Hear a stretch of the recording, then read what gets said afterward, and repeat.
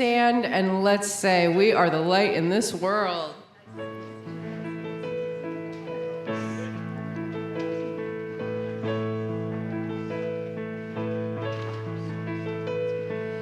I am a light, I am a light, I am a light in this world. I am a light, I am a light, I am a light in this world. And I shine, and I shine, and I shine so bright. And I shine, and I shine, and I shine so bright. Now turn to your neighbor and say, you are the light. You are the light. You are the light. You are the light in this world. You are the light. You are the light. You are the light in this world, and you shine, and you shine, and you shine so bright, and you shine, and you shine, and you shine so bright. And together we are the light. We are the light, we are the light in this world. We are the light, we are the light, we are the light in this world. And we shine, and we shine, and we shine so bright. And we shine, and we shine, and we shine so bright.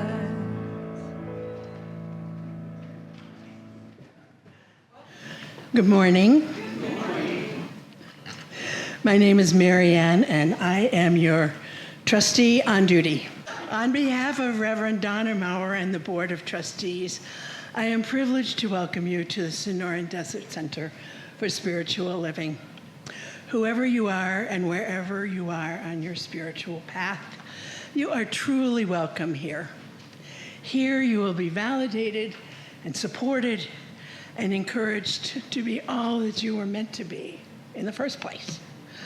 Our vision statement is love in action every day, every way.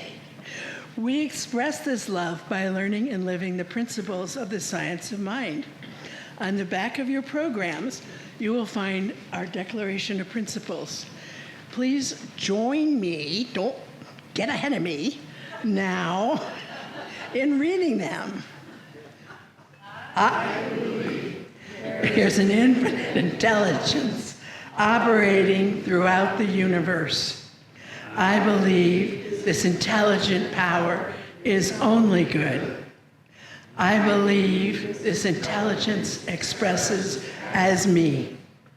I believe through my conscious use of this power, I create my life as happy, healthy, and complete. And so it is. Do we have any first-timers here that would wish to be recognized? Doris is back. Yay, Doris! She said she's very happy to be back. Oh. Okay. We have several people that are new to our eyes here. Keep your eyes open. They didn't say they wanted to be recognized, so I'm not. But not you. Not you. I am looking behind you. Oh, we do have some people here that would be recognized. So say hi to them and give them the biggest, give them your best. See, that's great. stay after and get to know us some more. I would like to thank all of the people that make these celebrations, Sunday celebrations, just wowzer events. They are people you may see or people that are behind the scenes. But everyone here makes this day, this celebration, what it is. And thank every single one of you.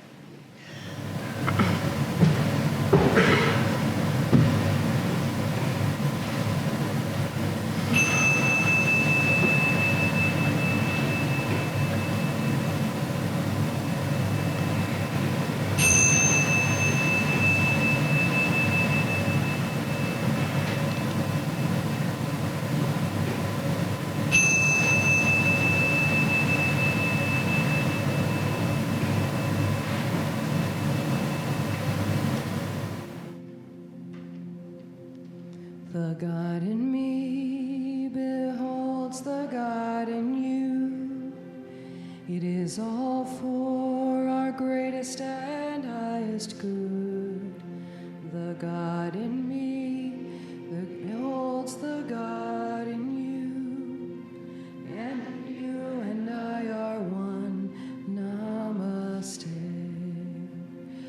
The God in me beholds the God in you. It is all for our greatest and highest good.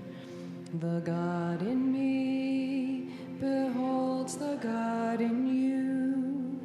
And you and I are one. Namaste. Namaste. Good morning. My name is Louise. I forgot my glasses, so thank you, Marianne. These are making the rounds today. All right. So the practitioners are the praying arm of the church. So if there's someone you would like to hold in prayer, or there's a disruption in someone's life or your life, please fill out a prayer card and put it in the box, and we will pray for you this week. So just take a deep breath. And we come together just knowing that Spirit is the one source of all that is. God's Spirit is joy, peace, love, and abundance. This Spirit is that light that radiates out into the world. It is the divine, creative center in the universe that binds and connects us. We are each one with Spirit, with this one source of all that there is. This divine creative power is a part of who we are and connects each of us with one another, with our family and friends, with our spiritual community and our greater global community. We are all family and all one in God. And I know today there are blessings for each and every person here, and for Reverend Donna, who inspires us with her words. I am grateful for this and so much more as we say together, and so it is. So I light the service candle, knowing that we each have a light within us, and this is a representation of that light.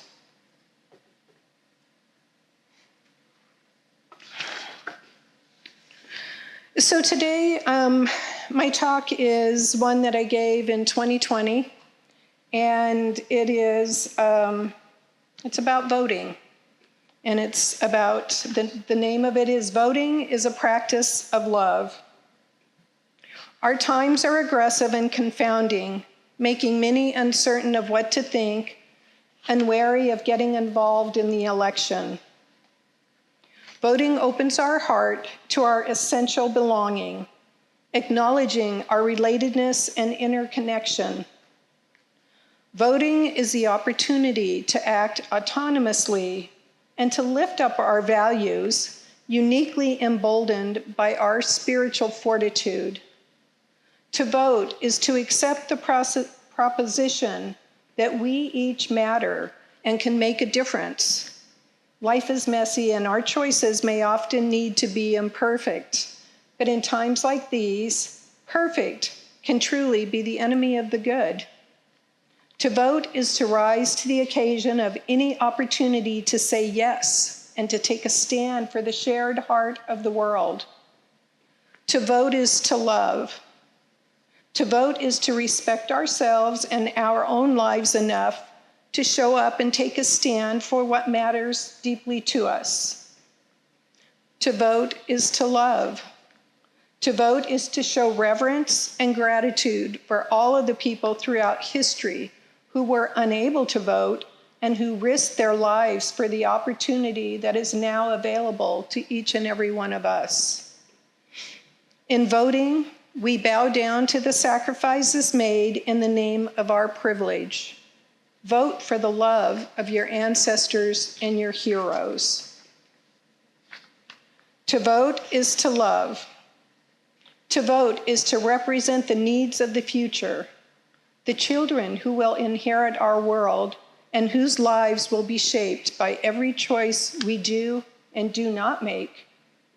In voting, we take a stand for future generations.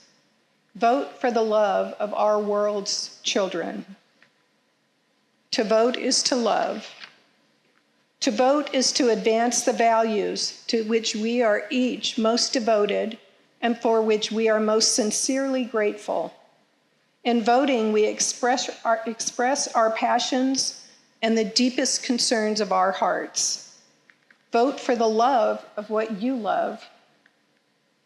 If we value living in a democracy, then getting ourselves to the voting booth whenever the opportunity arises is a chance to do our part in saying that democracy actually matters.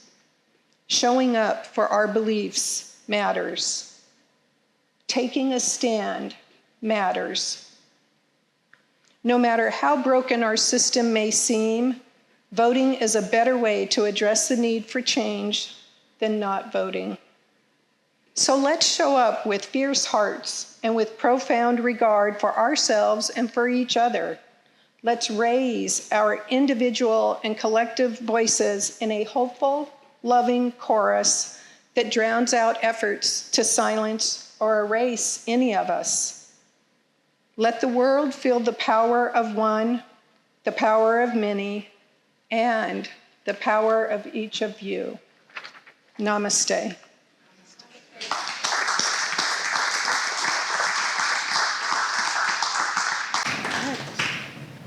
And I take this candle and hold the high watch.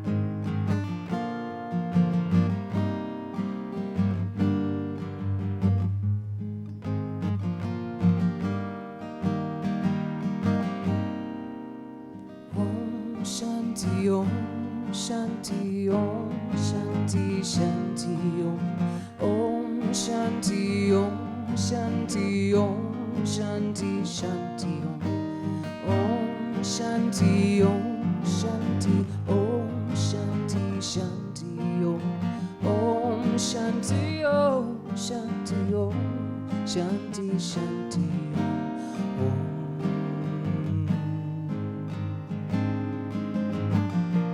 Om Shanti Om. Peace inside my mind, God and only God is moving me. Peace inside my mind, God and only God I live to see. Peace inside my mind, God and only God is moving me. Peace inside my mind, God and only God is moving me.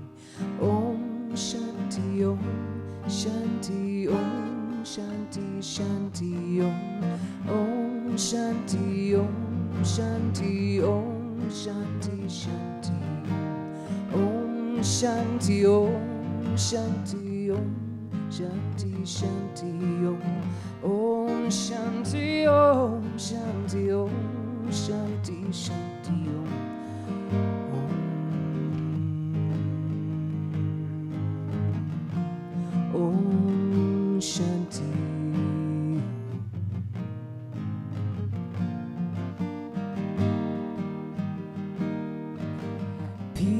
inside the earth.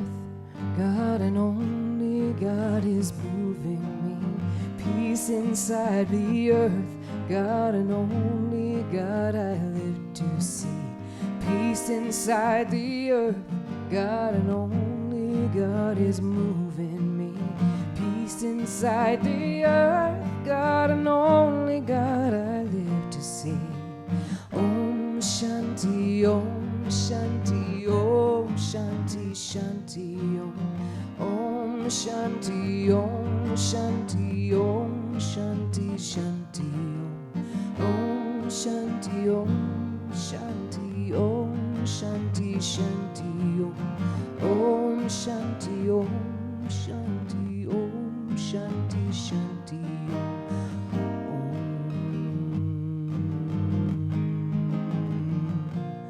Om Shanti.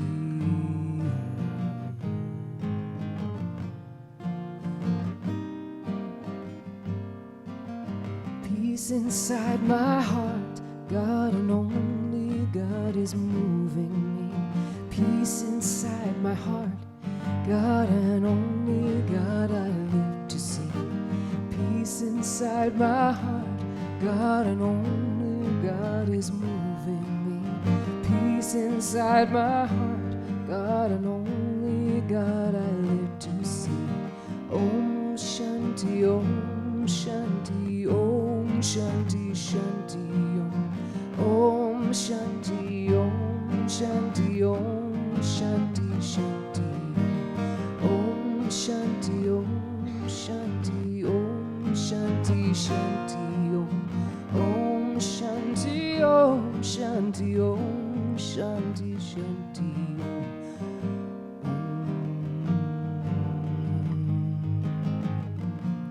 Om Shanti, Om.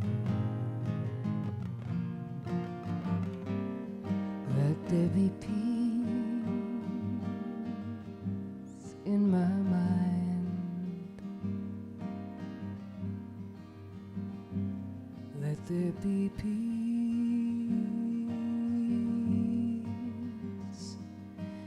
in the earth.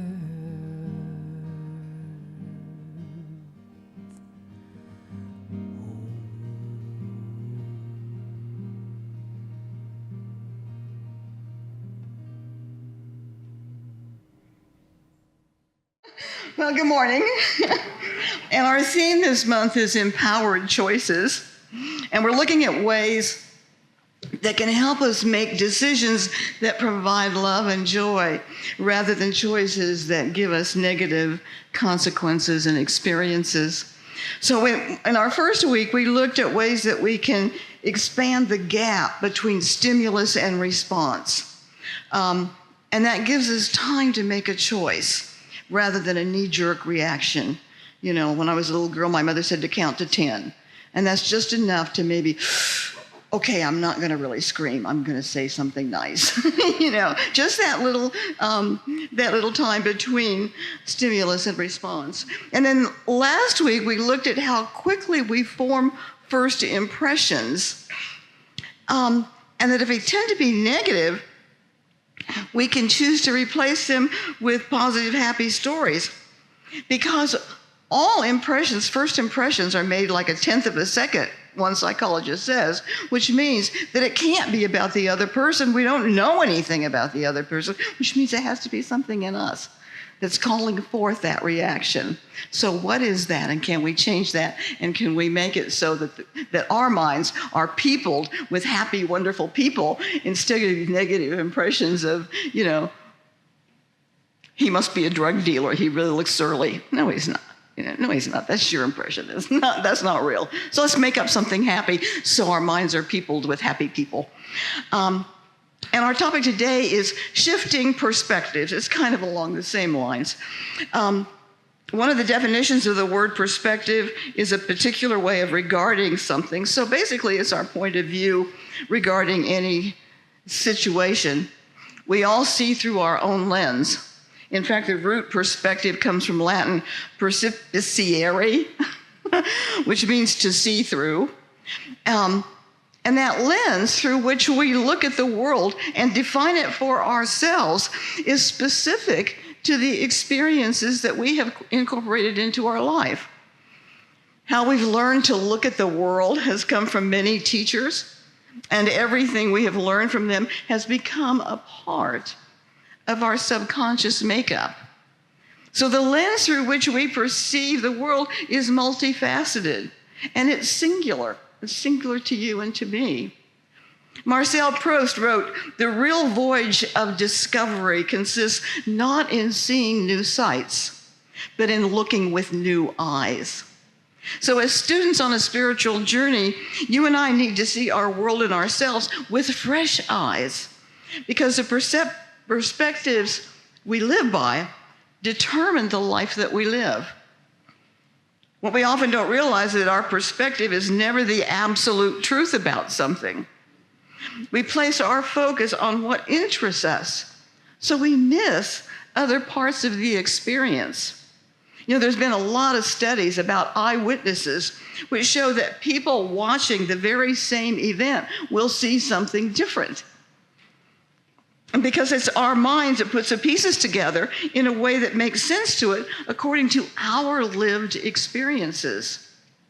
A few years ago, psychologist and Professor Daniel Simon showed people, some of his students, a video and asked them to count how many times 3 basketball players wearing white shirts passed a ball to 3 players in black shirts. Do you remember this?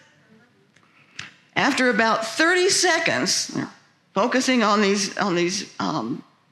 passings, a woman in a gorilla suit sauntered into the scene, faced the camera, beat her chest, and walked away. Half the viewers who were looking right at her did not see her. And they also did not see that one player with a black shirt left the game completely, or that the background curtain changed colors from red to gold. And that video became an internet sensation. And in fact, you can still find it on YouTube if you want to look it up. It's called Monkey Business Illusion. But this video really proves that our mind filters input by our focus and what we expect. We see what we're looking for, and we often miss the important pieces of an experience because they're not part of our expectations. Dr. Simon's gorilla experiment was about focus. And what we focus on, we see. And the viewers did not expect to see a gorilla because they were focused on basketballs and white t-shirts. So for them, the gorilla did not exist, even though it was center frame in the video. And I've also heard that the Pacific Islanders were taken over by Europeans because they did not see the big ships that were coming into their land. They had never seen it, they had no concept for it, and they literally did not see it. So that's how strong our focus can be. And from a science of mind perspective, what we focus on becomes part of our subjective belief system. And of course, you and I know that it will manifest if there's no interruption. If we focus on the fears and worries and seeming injustices that are part of our human experience, they will become a part of our personal experience. And we will miss that wonderful gorilla in the room, the experiences of joy, peace, love, satisfaction that are also a part of life's experiences. And additionally, perspectives are uniquely our own because we bring our past, our culture, our hidden biases, and our prejudice to bear on our experiences. And these are what create our perceptions, which also distort what we see or experience. So our perspective is biased by our own perceptions. And my perception, based on my total life experience, will never be identical with yours. It is influenced by your total life experience. So our perspective determines our priorities, and our priorities determine our personal choices. So I think it's important that we look at the perspectives that we carry and see whether they are serving us or not. Ruth Bennett and I were talking about this. We were the only two on Coffee with a Rev last week, so we had a wonderful conversation. And we both agreed that one of the ways to reframe our perspectives is to look at an experience from the eyes of the other person. You know, when I first moved from Los Angeles to Florida, I was a type A person, and I had a hard time adjusting to the much more relaxed lifestyle in Vero Beach. And I was taking over a small center from a woman who was retiring, and I was driving to her home in a retirement community where the roads were small, just barely enough to pass each other. As I was driving, there was a man in front of me. He was driving very slow. And of course, I had little patience. I began to think, this man shouldn't have a driver's license. And then he went even slower. And I thought, why are these old people even allowed to drive? And he slowly pulled to the middle of the road and stopped. I was just about to lay on my horn when he opened the door, got out of his car, went to the front of it, and then I saw him walk to the side of the road. He was carrying a turtle, helping it on its way so it wouldn't get run over by somebody like me. Oh my gosh, I thought, what a kind and wonderful man this is. The urge to shoot him was gone. And I was filled with love. What happened? The man hadn't changed. But I sure had. My perception of him had totally changed. And Ruth said that she had several experiences like that too. It's taught us both to take a moment to see with different eyes. You know, I've told you many times about my friend in high school. One morning I came up to share some good news and she absolutely snubbed me. So I spent the balance of the day telling everybody how mean she was. And at the end of the day, somebody told me that she had to euthanize her dog that morning. That event occurred 1,000,000 years ago, and I still remember it, and how I wished I could take back all the mean things that I had said about her. So if you and I take a moment to shift our perception about what we see, we can avert a lifetime of regret. And we can find solutions that we never imagined. There was a large truck that tried to go under an overpass and became stuck, causing a huge traffic jam. And a crowd began to form, and all the adults were looking at the top of the truck and the underside of the overpass, trying to figure out how to unstick the truck. In the crowd was a little boy about 6 years old. He said, "Why don't you let air out of the tires?" The adults who were looking at the top of the truck weren't looking from the little boy's physical perspective. He was too small to see the top of the truck. He was standing face to face with the tires. When the adults shifted their perspective from the top of the truck to the tires, they saw what the little boy saw. And sure enough, when a little air was released from the tires, the truck drove smoothly under the overpass and continued on its way. All it took was a shift in perception. So as you and I begin to remove old beliefs from our perspective and turn our attention to those things that produce joy and serenity, then our priorities shift as well. The material world and all things important to it starts to take a back seat to our spiritual growth. But this does not mean that we alienate ourselves from the material world, but it does mean that our spiritual life merits our attention before the competing alternatives that exist in the world of affairs. Let's consider how this works in our daily experience. You know, as our perspective changes so that we see life from its spiritual attributes, then we can come to an inharmonious situation with an inner peace and serenity that initiates a healing.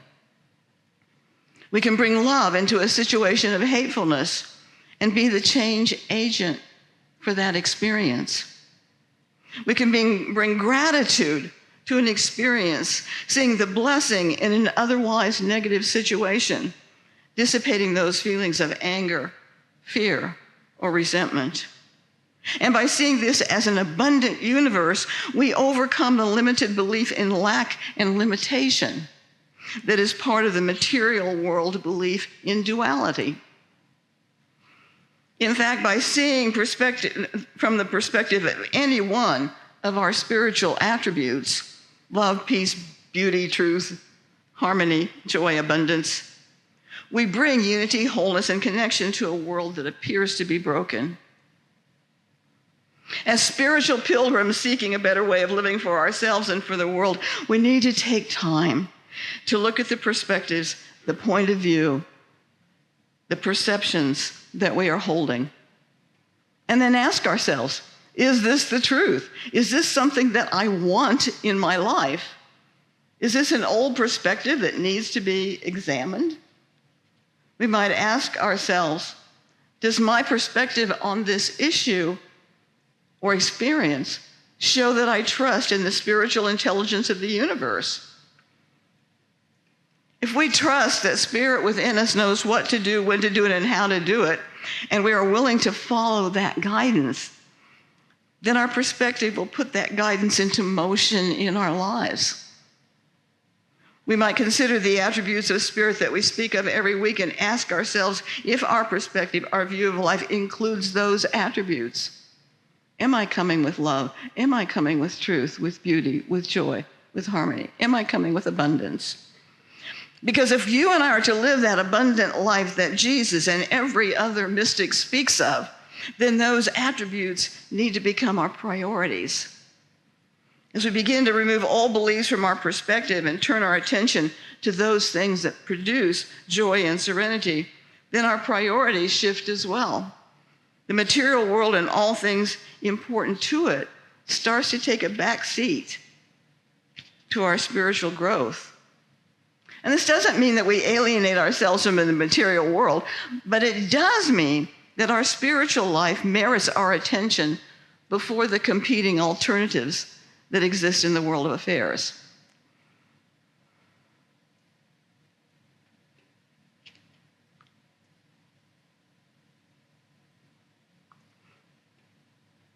By seeing from the perspective of any one of our spiritual attributes, we bring unity, wholeness, and connection to a world that appears to be broken. I think I said that.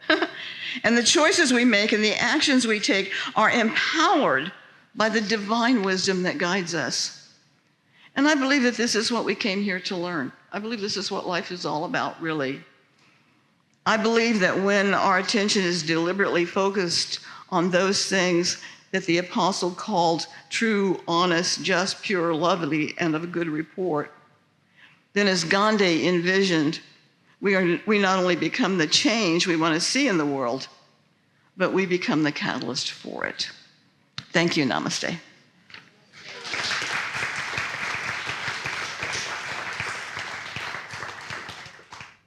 This is one that we've done many times before together. Let's stand for I Am the Thinker.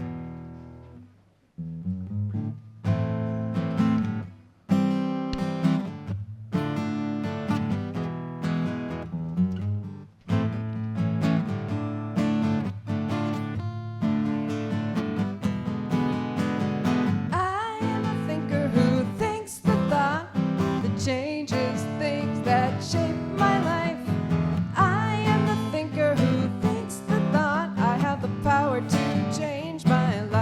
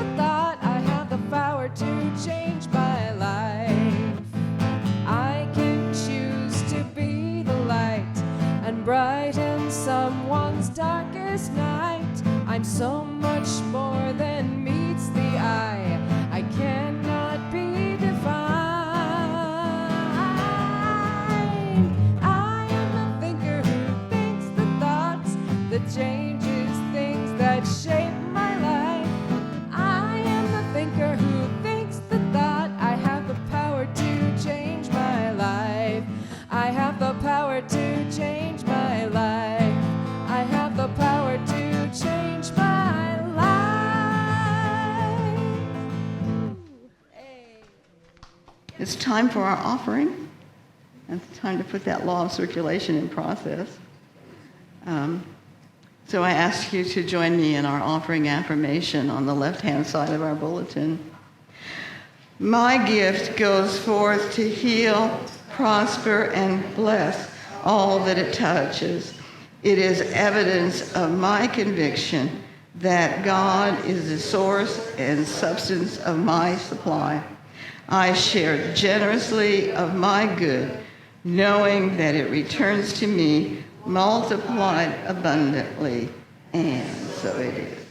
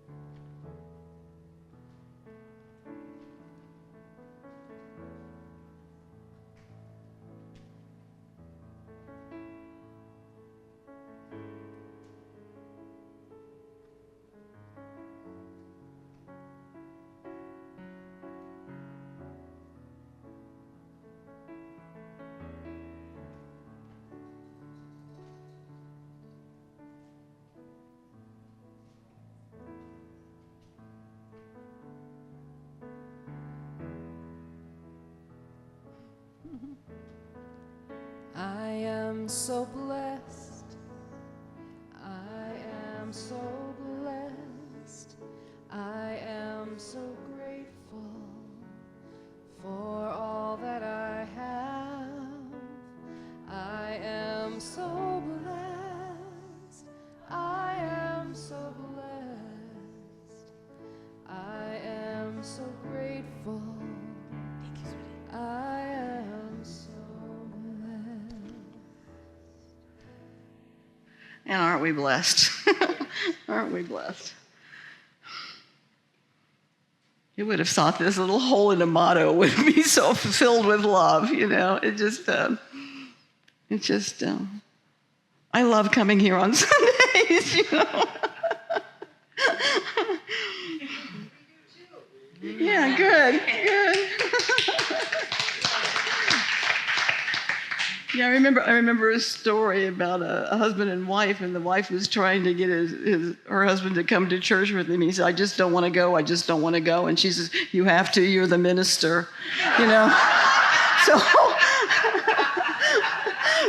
So I'm glad I'm not like that. Okay, so let's take a moment to close out in prayer, and then please join us for refreshments and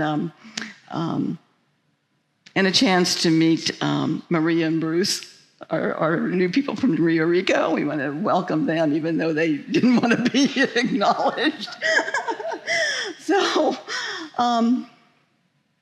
yeah, let's just pray. I know that there is one divine intelligence. It is the divine intelligence that we use. And its attributes truly are love, truth, beauty, joy, harmony, peace, abundance. And we are all of these things. And it is through our conscious choice that we are able to live a life in love, joy, and gratitude by practicing those simple principles. So I speak my word right now for anyone who is not experiencing the joy that life is. And know that right where that person is, right where that experience is the healing presence of God. I speak my word for all of those areas of turmoil. And know that the peace of God exists in each and every place and experience. And it is our task to bring it forth through our consciousness of love and joy. I give thanks to be a part of this loving spiritual community and to know that we are truly the change agents in this world as we bring our consciousness of love to it. I release these words to that law of mind, knowing that it is doing its perfect work as we say together, and so it is. And may we stand and sing stand.